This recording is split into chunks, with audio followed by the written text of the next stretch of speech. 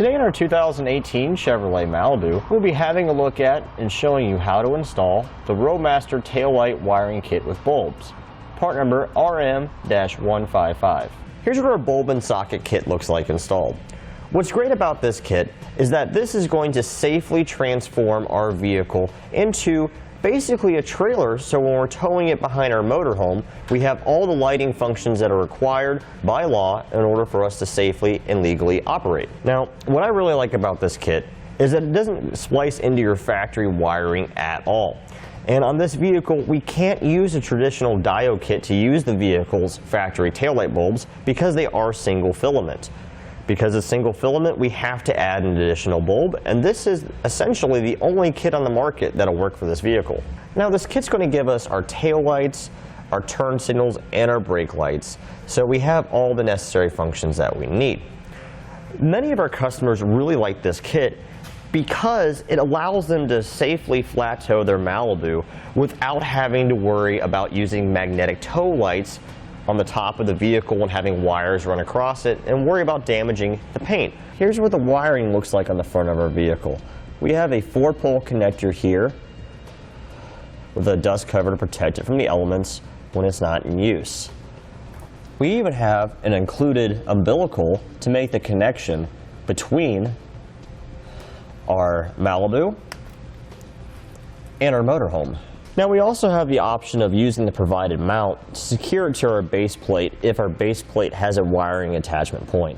For this particular flat tow setup, we're using a Roadmaster EZ5 base plate kit with removable arms, a Roadmaster tail light wiring kit with bulbs, a Roadmaster 7 to 6 wire straight cord, a Roadmaster FuseMaster fuse bypass, a Roadmaster charge line kit, Roadmaster coiled safety cables, a Roadmaster Falcon all-terrain non-binding tow bar, and a Roadmaster 12-volt outlet kit. In this instance, we are not installing a braking system that is available to us, a customer supplying his own, but we do have several braking system options available to you. In this particular case, I would recommend the Roadmaster Even Brake braking system. Now, in some instances, you may need a high-low adapter to ensure that your tow bar is level. We have several different options on our website depending on what you need for your application. Now that we've gone over some features, we'll show you how to get it installed. Now, when we had our fascia off, when we installed our base plate, we went ahead and routed our wires for our lighting system and our charge line kit, and we have it secured to our base plate with a zip tie. We put it inside the provided wire loom. We just routed it behind our base plate, goes behind our bumper beam, and it's right here behind our headlight on the driver's side.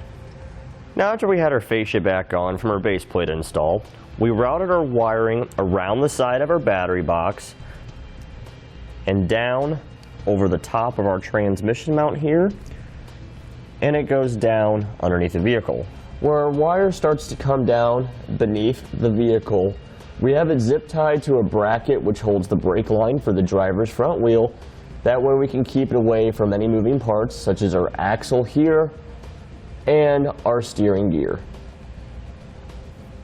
We go over our subframe, have it zip tied right here, go towards the driver's side rocker panel, and then we have it zip tied to our parking brake cable. Now, we have it only zip tied to the outer sleeve part and not the cable itself, because the cable inside the sleeve will move. And we continue going back, still zip tied to the parking brake cable. Then we have it only zip tied to the cable which goes towards the passenger side rear wheel. And it goes over our subframe, exits above the subframe right in the center of the vehicle, and we route towards the passenger side, zip tying it to a couple holes in the frame. With that out of the way, now we can open our trunk. Behind our taillight on each side, where our trunk liner meets the body, we'll have 2 plastic clips. We'll use a trim panel tool to remove these.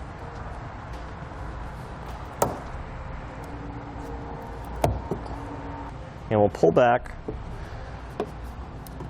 the carpet. to gain access to our hardware that holds our taillight in place. Behind the carpet, we'll find 3 8mm nuts that we need to remove.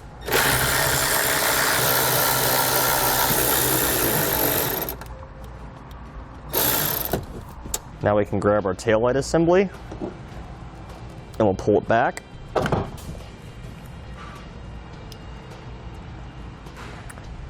And we'll unscrew our 2 light bulbs.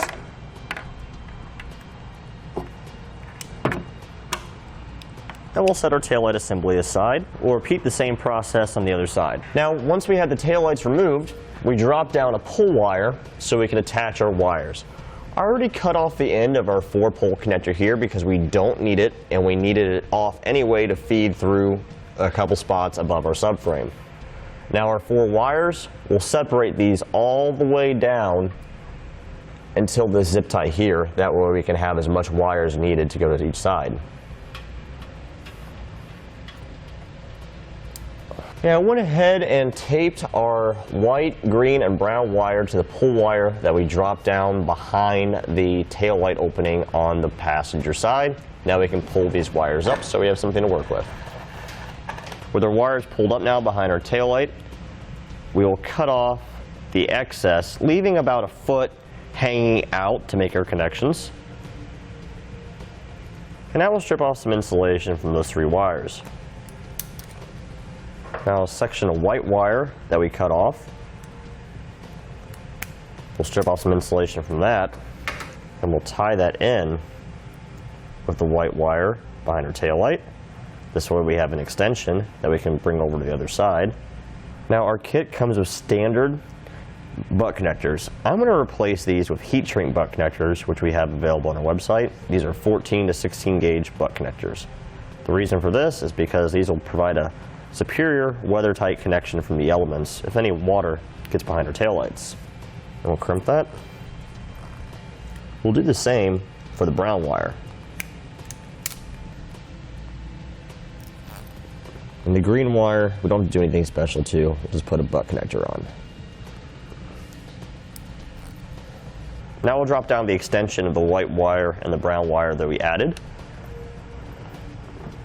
Okay, now we need to find a spot to drill a hole to mount our bulb and socket in our taillight assembly. This is the passenger side assembly right here, and we are looking at the top right here where it goes down into the red part for our taillight, brake light, and turn signal area. I made a mark in an area where we can install the bulb safely and not have to worry about any clearance issues when reassembling the taillight in the vehicle or the bulb contacting something inside the taillight assembly. We'll use a hole saw in the size indicated in the instructions to make our hole. And as we're doing this, I'll use a vacuum to help prevent any shavings from getting inside the assembly.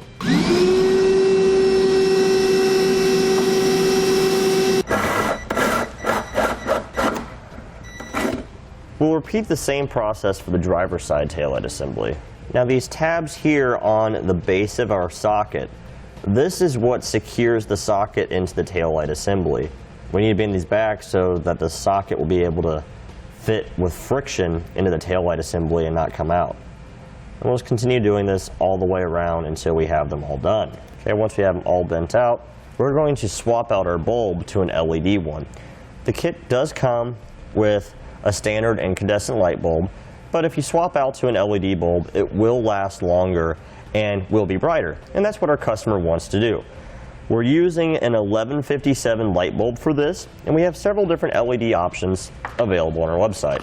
To change the bulb, you simply push down and twist until it locks in place. Now we can take the socket and we'll insert it into our assembly, kind of put it in at an offset angle, and then we'll bend our tabs down as necessary in order for it to go in the hole. You should only have to do a couple of them, then you can push it in place and then it's secure. Now we'll take some silicone sealant, which we have on our website, and go around the base of it and this will help provide a weather-tight seal, so we don't have to worry about any moisture or condensation inside of our assembly. The back part here, if you don't have a needle to go onto your silicone, you can just smear it with a finger. Okay, and that's what it looks like. With this one done, we'll do the same process for the driver's side. Okay, now in our socket, we'll strip off some insulation from all 3 wires. Okay, this black wire on our socket, this is our ground wire. This will go to our white wire. So we'll crimp that into the butt connector. Our red wire will be our turn signal and brake light. That'll go to this green wire. Brown wire, that's our tail light, and that'll go to our brown wire.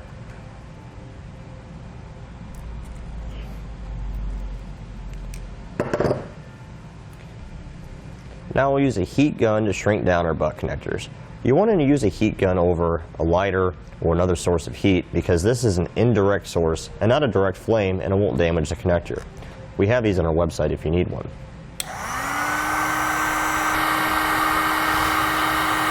Here's what it looks like with our connections made on the passenger side. Okay, now we'll reinstall our taillight assembly.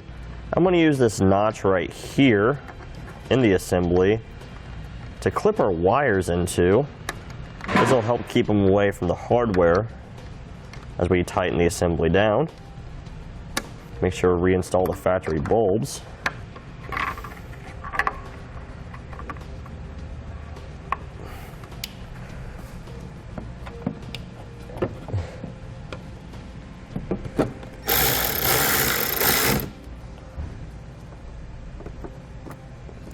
Okay, our yellow wire that we left down here on the passenger side originally, and our leads that we added to the brown and the white wire, we routed over towards the driver's side, going underneath our fascia here, above our exhaust.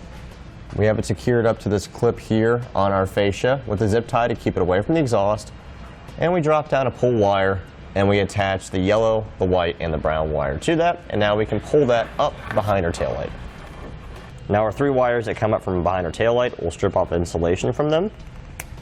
Now we have a small segment of white wire. We'll strip off insulation from one end and the other end. We'll tie one end with the white wire from behind our taillight together with it, and we'll crimp on the butt connector. Now on our short white lead, we'll crimp on the provided ring terminal to the other end, and we'll attach this to our vehicle's sheet metal with the provided self-tapping screw. Now on our brown wire, we'll attach one of our butt connectors, and we'll do the same for our yellow wire. Now we'll strip off insulation from our socket on all 3 wires.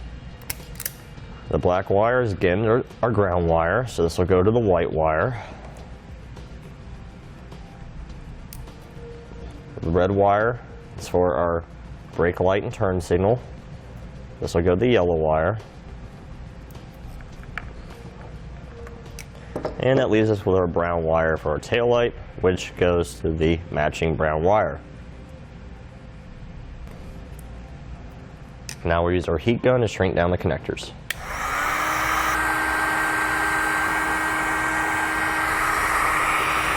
We can now reinstall our tail light assembly, clip our wires in like we did on the other side, and we'll reinstall our bulbs.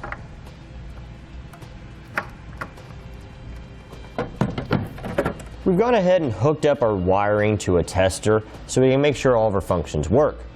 You can also hook up to your motorhome. We're using a tester today because it's convenient for our application right now. We'll go ahead and test our taillights now. Okay, with those working, we'll check our left turn signal now. That's working. We'll test our brake lights. Both of those are working. Now we'll test our right turn signal. And that's working as well. And that completes our look at and showing you how to install the Roadmaster Tail Light wiring kit with bulbs, part number RM-155 on this 2018 Chevrolet Malibu. Thanks for watching. Click the link in our description below to shop, learn more, or visit us at Etrailer.com. And leave us a comment if you have any questions.